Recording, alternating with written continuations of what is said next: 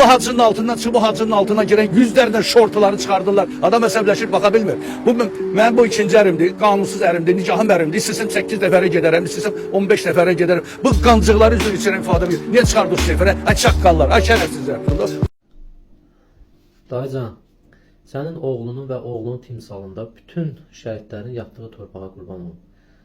Yəni özünü yorma, quz kəsərəm, düzələn deyil. O dediyin o hacılar, zadlar var ha, həcilər. Kimin həcisi var, kim lütlənir, kim neynir. And olsun Allaha, elə o həcilər elə o mediadadır. Yəni öz daxillərindədir. Qıraqdan onları heç kim organizavat eləmir. Elə o mediada oturub orada xalqı dolayan, xalqın qeyrətinə toxunan, ləyaqətinə toxunan insanlar da hansı ki öz belə hamıdan da üzr istəyirəm, öz quşlarını İraq bəzi show biznesdəki qadınlardan öz quşlarını çıxardıb orada reklam edirlər. Başqa heç bir şey yoxdur. Dayıcan, yəni özünü yorma. Onlar hamısı bugünkü günün tələbatıdır. Bugünkü o əqidəsiz insanların, bugünkü o hansı ki maraqla baxır, maraqla izləyir, alqışlayır. O lütlənən o show biznesdəkiləri alqışlayır. Hətta ailəvi hardasa restoranlarda həmin o quşlarla şəkil də çəkdirirlər.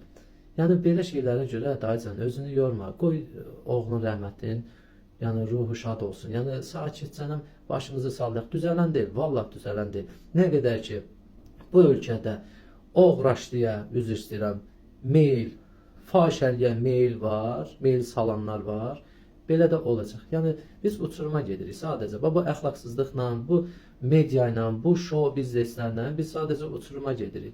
Ona görə də dayıcan qurbanım, özünü yorma. Allah səni var eləsin. Yəni düzələn deyil. Bugünkü gün girin baxın o bayram nurlulara və yaxud da hansısa fahişələrin səhifələrinə girin baxın, görün orada nə qədər izləyənlər var, nə qədər.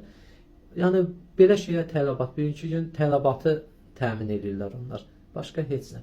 Bir gün özümüzü düzəltməsək, yəni onlar da düzələn deyil, yormayaq özümüzü. Allah səni var eləsin dayıcan. Allah Azərbaycan xalqını qorusun, dövlətimizi qorusun, yaxşı insanları qorusun, qeyrətli insanları qorusun.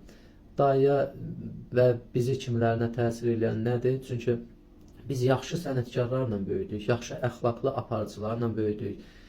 Danışığını bilən, etikadan kənara çıxmayan aparıcılarla böyüdük, müğənnilərlə böyüdük.